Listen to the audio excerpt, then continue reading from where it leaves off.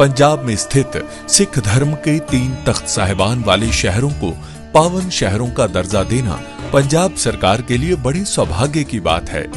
ये शहर है श्री अमृतसर साहिब, श्री आनंदपुर साहिब और तलवंडी साबो। ਇਹ ਤਿੰਨੋਂ ਤਖਤਾਂ ਦੇ ਸ਼ਹਿਰਾਂ ਨੂੰ ਪੰਜਾਬ ਦੇ ਅਧਿਕਾਰਤ ਪਵਿੱਤਰ ਸ਼ਹਿਰ ਵਜੋਂ ਐਲਾਨ ਕਰਨ ਦਾ ਫੈਸਲਾ ਕਰਦਾ। दिल्ली में सब कुछ ठीक चल रहा है ना? दिल्ली की राजनीति में कहीं कोई भूचाल तो नहीं आ रहा है। दरअसल नायडू और शाह की मुलाकात ने राजनीति महकमे में हड़कंप मचा कर रखा हुआ है। एक बार फिर से चंद्रबाबू नायडू, जो कि बीजेपी के सबसे मजबूत पिलर है, प्रधानमंत्री नरेंद्र मोदी की कुर्सी अगर किसी की वजह से बची हुई है तो वो नायडू और नीतीश कुमार की वजह से। अगर इन दोनों को नाखुश कर दिया तो समझिए इनकी कुर्सी भी नाखुश हो गई। इनका जो 2 पिलर है, 4 टांगों वाली कुर्सी है, वो 2 टांग की रह जाएगी। और जब जब नायडू दिल्ली दस्तक देते हैं तो बड़ा चिंता का विषय बन जाता है दोस्तों। लोग अनुमान लगाने लग जाते हैं कि भैया सब एनडीए में ठीक है ना, या कुछ गड़बड़ चल रहा है, कोई नाखुश तो नहीं है। और अब जब नायडू सीधे अमित शाह के दरवाजे पर पहुंच जाते हैं तब और ज़्यादा चर्चा होना शुरू हो जाता है। तो क्या कुछ भारतीय जनता पार्टी के अंदर, एनडीए गठबंधन के अंदर हो रहा है, वो एक एक करके बताने वाली हूं। क्योंकि नायडू को लेकर खबर उड़ते उड़ते सामने आ रही है कि जो लोकसभा और राज्यसभा में आधी रात को रामजी बिल पेश किया गया है, जो नाम महात्मा गांधी के मनरेगा जो था उसको बीजेपी के जरिए नया कानून लाकर चेंज किया गया है, उसके बाद से ही कई तरीके के सवाल खड़े हो रहे हैं। और नायडू ने भी राहुल गांधी की भाषा बोलनी शुरू कर दी है। ये भी उड़ती उड़ती खबर निकलकर सामने आ रही है। और भी क्या मांग लेकर इस बार नायडू अमित शाह के द्वार पर पहुंचे हैं, वो भी मैं आपको एक एक करके बताऊंगी। क्योंकि इन खबरों की चर्चा कहीं नहीं हो रही है।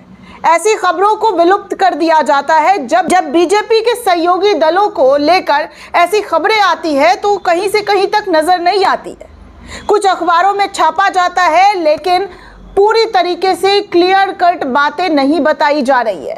दोस्तों, चंद्रबाबू नायडू अचानक दिल्ली पहुंचे हैं और दिल्ली पहुंचते ही वो सीधे देश के गृह मंत्री अमित शाह के पास पहुंच गए हैं। उनके पास पहुंचने का मकसद उनका क्या है, क्या रिपोर्ट निकलकर सामने आ रही है, एक एक करके आपको तफसील से जानकारी देने वाली हूं। कि नायडू के एक बार फिर से दिल्ली दस्तक देने से कहा जा रहा है कि भारतीय जनता पार्टी की कहीं नैया तो डूबने वाली नहीं है। क्योंकि बहुत सारे लोगों ने भविष्यवाणी कर रखा है कि बीजेपी की ये जो सहयोगी दल है वो ज़्यादा दिनों तक उनके साथ नहीं रहने वाली है।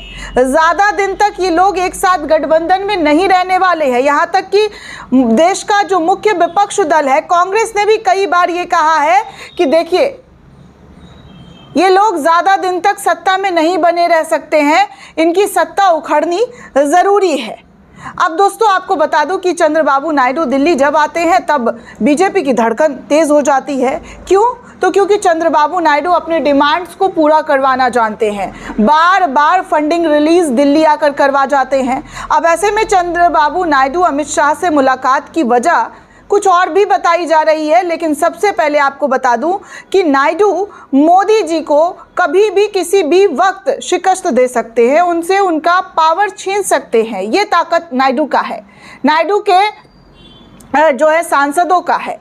क्योंकि नायडू ने सबसे ज़्यादा सांसदों के साथ भारतीय जनता पार्टी को सपोर्ट किया है।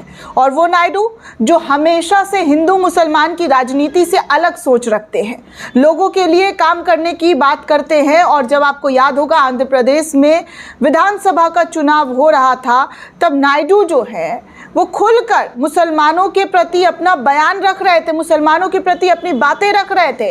हज हाउस बनाने की बात कही थी, मुअज्जिनों को पैसा देने की बात की थी, इमाम को पैसा देने की बात की थी, मुस्लिम महिलाओं के जो बेटियां हैं उनको खर्चा उठाने की भी बात कही गई थी। जहाँ एक तरफ हिंदू मुसलमान धड़ल्ले से हुआ था लोकसभा चुनाव के दौरान, लेकिन नायडू ने अपनी राजनीति की जो शाख है उसको हमेशा से सेकुलर बनने की कोशिश की है और सेकुलर दिखाने की। हालांकि वक्फ संशोधन बिल में नायडू और नीतीश से मुसलमानों ने बहुत उम्मीद लगाई थी, लेकिन उन उम्मीदों पर वो कायम नहीं रहे और नतीजा ये हुआ कि नायडू की पार्टी में विरोध झेलना पड़ा, नीतीश कुमार की पार्टी में जमकर विरोध झेलना पड़ा, यहाँ तक कि इस्तीफे जो है दनादन नीतीश कुमार की पार्टी में घिरे।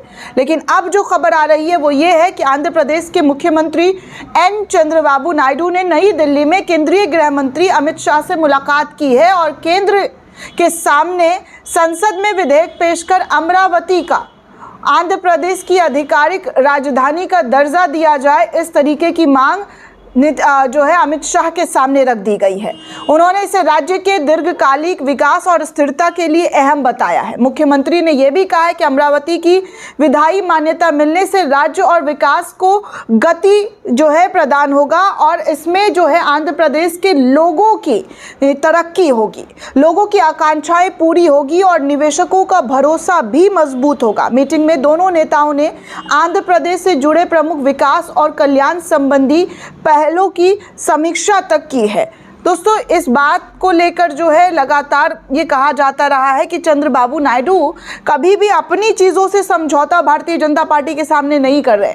आपको याद होगा जब बजट पेश हुआ था तो लोग ये कह रहे थे कि भैया आंध्र प्रदेश और बिहार को खुश करने वाला बजट जो है मोदी सरकार के जरिए पेश किया गया, यानी कि अपने सहयोगी दलों को किसी भी तरीके से दुखी भारतीय जनता पार्टी नहीं कर सकती है। ये उनकी एक बड़ी दिक्कत कह लीजिए या कमजोरी कह लीजिए, ये हमेशा देखने को मिला है जब से एनडीए की सरकार बनी है। पहले तो भैया बीजेपी की सरकार थी तो डंके के चोट पर बिल पास हो जाता था, डंके की चोट पर हर काम करवा लिया जाता था, लेकिन अब जो है थोड़ा धैर्यता के साथ काम होता है।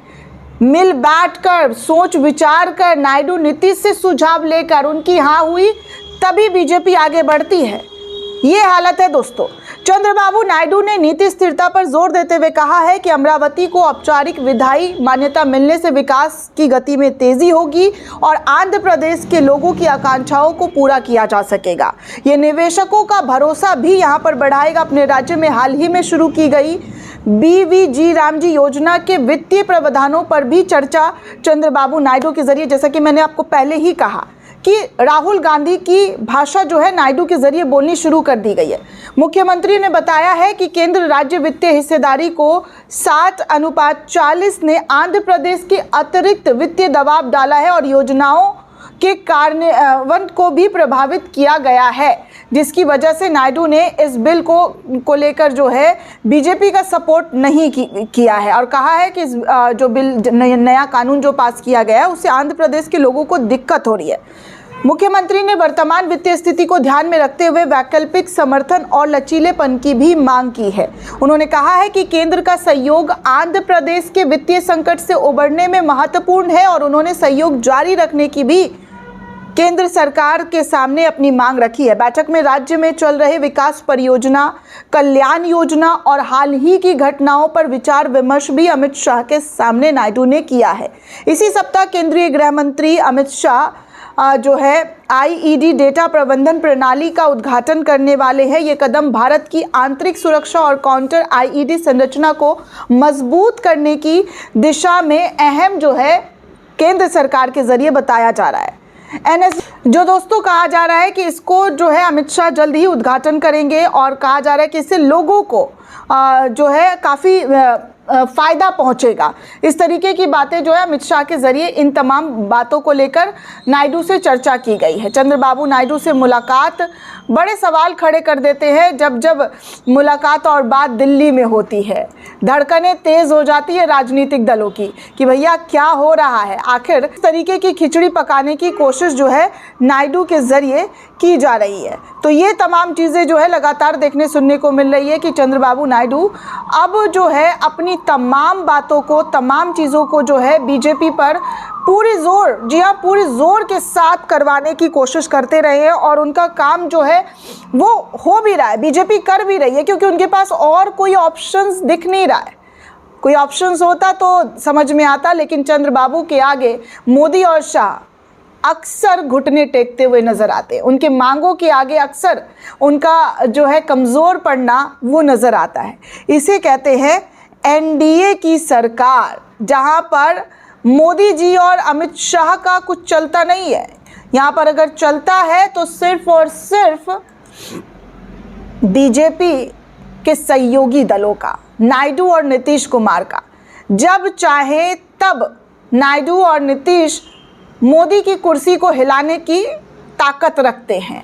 उनके पास वो हुक्म का इक्का है जो किसी भी वक्त खोल दे तो बीजेपी रेत पर बने घर की तरह ढह जाएगी।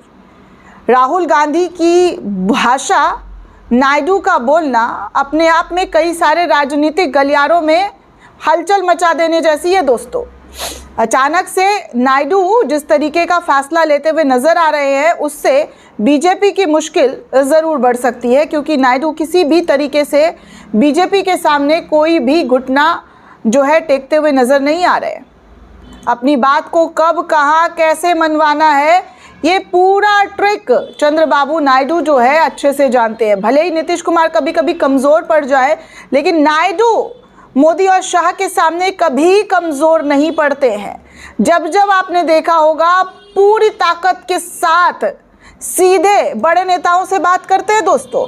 ये नहीं कि भैया टाइम ले लीजिए फिर आइए, नहीं, डायरेक्ट मोदी से अगर मिलना है तो डायरेक्ट मोदी के पास, अमित शाह से मिलना है तो डायरेक्ट अमित शाह से, निर्मला सीतारमण से मिलना है तो निर्मला सीतारमण से मिलेंगे, रेल मंत्री से मिलना है। मतलब उनकी जो एक चीज़ देखी होगी आपने कि वो अब तक, जी हाँ, अब तक जो उनकी राजनीति जो बीजेपी के साथ चल रही है वो उनके अकॉर्डिंग चलती हुई नज़र आ रही है। अब आगे देखिए क्या हो सकता है, पता नहीं। बहुत सारे ज्योतिषियों ने तो भविष्यवाणी कर रखा है कि मोदी की सरकार 5 साल तक कंप्लीट नहीं होने वाली है, सत्ता गिर सकती है, सत्ता में बड़े बदलाव देखने को मिल सकते हैं। दोस्तों, इस पूरे रिपोर्ट को लेकर आप क्या सोचते हैं, आपकी क्या प्रतिक्रिया, हमें कमेंट करके ज़रूर बताइएगा। साथ ही साथ चैनल को ज़्यादा से ज़्यादा लाइक, शेयर और सब्सक्राइब करना बिल्कुल भी ना भूलें। जय हिंद दोस्तों।